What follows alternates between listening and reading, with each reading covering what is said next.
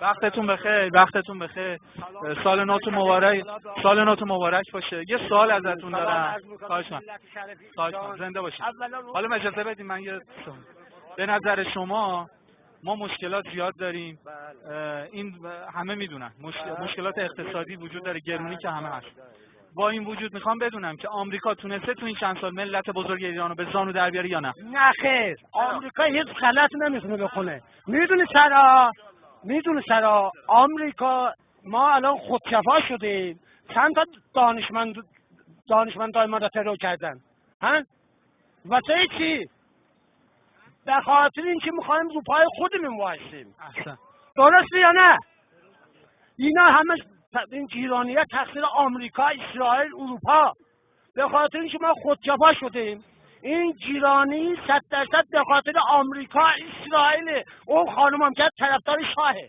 برم گم کن. اون آره من نظر چیه؟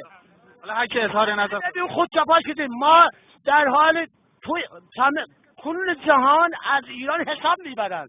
رو پای خودمون وایسادیم. مثل شاه وابسته نیستیم. فهمیدی؟ به خاطر همین ما الان توی درست یه خود گیرونی هست. اون خانم و اینا این لخت و پتی اینا رو ولش کنه. هر پاشه از من بپرس، حزب اللهی هم بچه تبریزم، زمان جنگ خدمت کردم. اینا رو ولش کن. به خاطری که من خودم میخوای کارت ایستادم نشون بدم. قبولتون. دستتون درد نکنه. جنگ خدمت کردم. میدونه چی شده، چی کار کرده بود؟ کل دنیا ایران جنگید.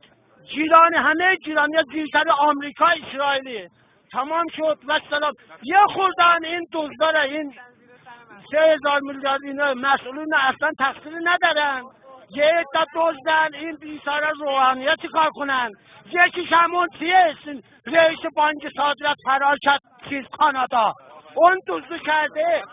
به خاطر چی؟ خیلی ممنون.